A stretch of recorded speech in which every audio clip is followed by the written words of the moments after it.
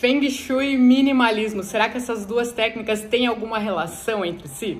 Bom, eu resolvi gravar esse vídeo porque a Ellen, que acompanha aqui o canal, ela mandou essa dúvida para mim no direct, eu respondi ela lá, mas achei muito interessante, achei que poderia estar gravando um vídeo porque outras pessoas também podem ter essa mesma dúvida que ela teve. Ela assistiu um vídeo, um documentário no Netflix sobre o minimalismo, e aí gerou essa dúvida na cabeça dela, se tinha alguma relação com o Feng Shui ou não, porque eu sempre falo muito sobre desapego aqui.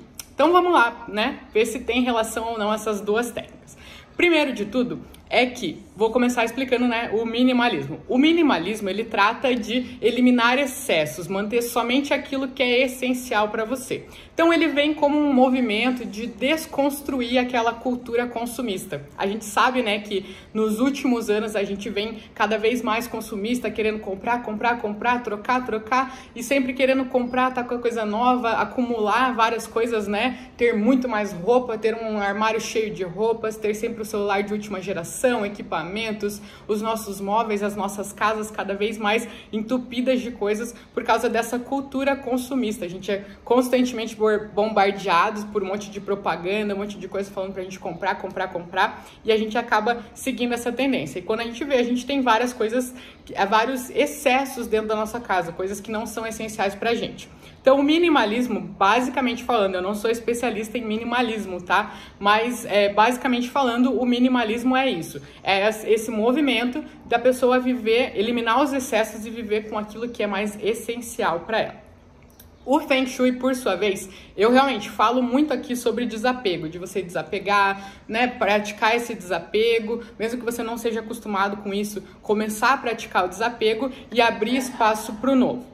Mas tem o seguinte, a motivação desses dois, tá? O minimalismo, ele, como eu falei, ele vem mais desse movimento na desconstrução da cultura consumista, e o desapego que eu falo no Feng Shui, o motivador dele é para você não estar gerando energia parada, energia estagnada dentro dos seus ambientes, que é a famosa energia chá, tá? Os chineses chamam isso de energia chá. Então tem dois tipos de energia, tem a energia Qi, que é a energia boa, a energia vital, que tem que fluir pelos nossos ambientes para estar ativando todas as áreas, para estar ativando prosperidade, para estar ativando um bom relacionamento, para estar ativando nossa ligação com a nossa família, para estar ativando criatividade, sucesso, nosso trabalho, desenvolvimento pessoal. Então é a energia Qi que passa pelo nosso ambiente, quando ele está harmonizado, ela passa ativando cada uma dessas áreas, fortalecendo cada uma dessas áreas. E, por outro lado, existe a energia chá, que são justamente esses excessos que acabam gerando a energia chá no nosso ambiente.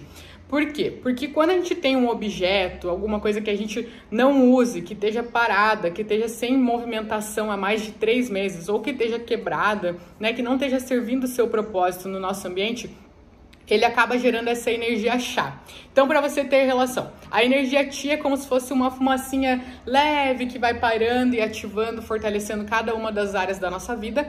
E a energia chá é uma energia densa, uma coisa pesada que se instala ali naquele objeto que não está sendo usado. Pode ser um objeto, pode ser um móvel, pode ser um cômodo inteiro que gerou energia chá, né? Virou uma energia densa aquele ambiente. E aí, quando tem essa energia densa, o Qi, que é aquela fumacinha leve, ela não consegue entrar nesses ambientes, acessar esses ambientes e tá ativando aquelas áreas. Então, por exemplo, se você tem um cômodo que você tem muita energia chá, muita energia parada, geralmente aqueles quartinhos de bagunça ou uma despensa, né? Tudo você vai acumulando lá, que tem que arrumar depois, ou a tua garagem da sua casa, enfim, você vai acumulando um monte de coisa lá e aquilo vai gerando muita energia chá, muita energia estagnada, energia parada. E aí isso gera um bloqueio, isso vai estagnar, vai parar a sua vida, justamente porque aquele cômodo, aquele lugar ou aquele móvel mesmo, ele está representando, ele está dentro da representação de alguma das 9 áreas da sua vida, que eu comentei, né? Ou relacionamento, criatividade, saúde, família, prosperidade, enfim. Tem as 9 áreas, né, que eu sempre cito aqui, mas todos os objetos, todos os móveis da sua casa, eles estão dentro de alguma dessas 9 áreas. E quando você cria porque você cria, né? Você coloca um objeto lá e aí você não usa mais ele, porque ele é um excesso, ele não é essencial para sua vida, né? Então você não usa mais ele, deixa ele lá parado e aí você cria essa energia chá. E essa energia chá acaba sendo um bloqueio, porque o Qi, que eu falei para você, ele não consegue acessar aquela área e tá fortalecendo ela. Então você pode estar gerando bloqueio em cada uma dessas 9 áreas ou em várias dessas 9 áreas, né? Então, o motivador do Feng Shui, da gente criar o desapego, da gente estar desapegando e abrindo caminho para o novo, é justamente esse, de não gerar energia chá. E também tem uma questão muito importante, tá? Que é a gente abrir a percepção, né? O que eu trabalho muito aqui no método que eu criei, que é o método Oli, para aplicação do Feng Shui, é de justamente a gente entender o motivador da gente estar mantendo essas coisas, que é justamente a primeira fase do método Oli, que é a fase da observação, a gente observar, porque a gente vai vivendo, né, a nossa vida sem perceber, sem pensar muito, né, vai mais no piloto automático, e aí no método, da primeira fase é justamente você parar e observar o que você está fazendo, o que você está colhendo com isso, qual é o caminho que isso está te levando. E aí, nesse momento, a gente para e observa, por que eu estou mantendo tanta coisa na minha casa? Por que eu tenho 54 pares de sapato? Por que eu tenho, sei lá, 3, 4 salas de TV e nem uso, né? Nem assisto televisão, só fico no Instagram. Por que eu tenho 2 liquidificadores na minha cozinha? Por que eu tenho 3 faqueiros, né?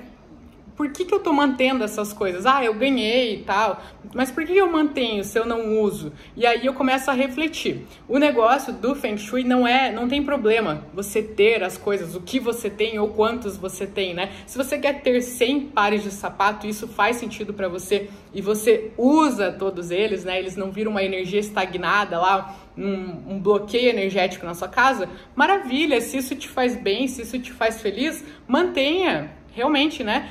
Manter aquilo que te faz feliz, que é diferente, né, do essencialismo, do minimalismo, né? De manter só o que é essencial. Você não precisa ter tantos, né? Porque a gente tem dois pés, então não precisa ter 54 pares de sapato. Eles trabalham mais com isso de eliminar esses excessos. O Feng Shui se te faz bem, mantém, desde que você use, desde que não esteja se transformando num bloqueio energético dentro dos seus ambientes. Então, primeiro, entender isso, que não importa, você pode ter o que você quiser e quantos você quiser, desde que você faça uso dessas coisas. E segundo, entender o motivador de você estar mantendo. Pô, se eu mantive aquelas coisas na minha casa, é porque realmente aquilo me faz feliz, aquilo me traz boas lembranças, não simplesmente porque foi caro, porque eu ganhei de alguém e tenho medo de dar embora e essa pessoa ficar brava comigo, ou porque eu tenho medo de dar embora e um dia precisar disso, ou porque eu mantenho aquela roupa porque eu acho que eu tinha essa roupa e eu engordei e daí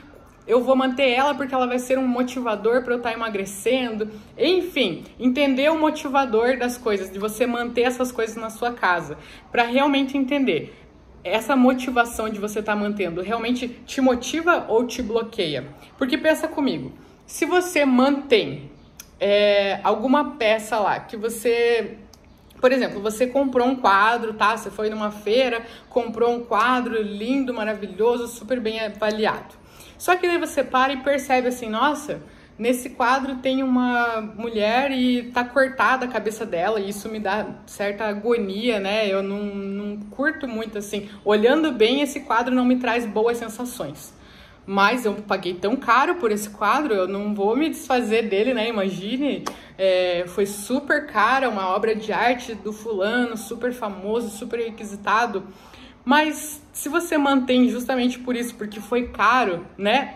Te traz uma sensação ruim. Você se sente incomodada com aquele quadro. Mas se você mantém porque foi caro, isso demonstra que o quê? Você tem medo do futuro, né? Da sua situação financeira do futuro. Você tem medo de não ter mais dinheiro para comprar um quadro desse. Você não confia na tua prosperidade financeira. E aí você mantém coisas para te lembrarem de que você já foi próspero, de que você já comprou coisas caras, ou para te dar certa segurança de que você tem esses objetos caros.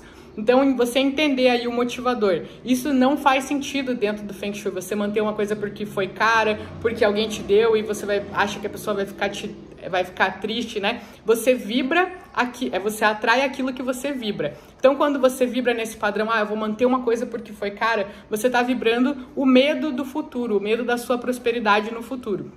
E aí, realmente, isso vai te criando mais bloqueios. Então, entender o motivador. É muito melhor você se livrar, abrir, daí justamente que entra, né? Abrir esse canal de liberação, abrir o caminho para o novo e praticar o desapego, simplesmente porque aquele quadro não te traz boas sensações, ele não está fortalecendo a tua energia pessoal, ele não está fortalecendo as energias que você está mandando para o seu subconsciente, ele te dá medo, de alguma forma ele te bloqueia, então não tem sentido você manter ele. Então é justamente essa a diferença entre o Feng Shui e o minimalismo, tá? O Feng Shui a gente trabalha no desapego justamente para não criar energias chás, né, no nosso ambiente, porque a gente não está usando essas coisas, está criando um bloqueio energético, e também para entender a motivação da gente estar mantendo tantas coisas. Às vezes a gente mantém por medo ou por preguiça de ir lá e limpar. Então entender o motivador. Quando a gente entende o motivador, realmente pode ser que a gente não desapegue na hora, que a gente entenda a motivação de estar mantendo aquilo, veja que é errado,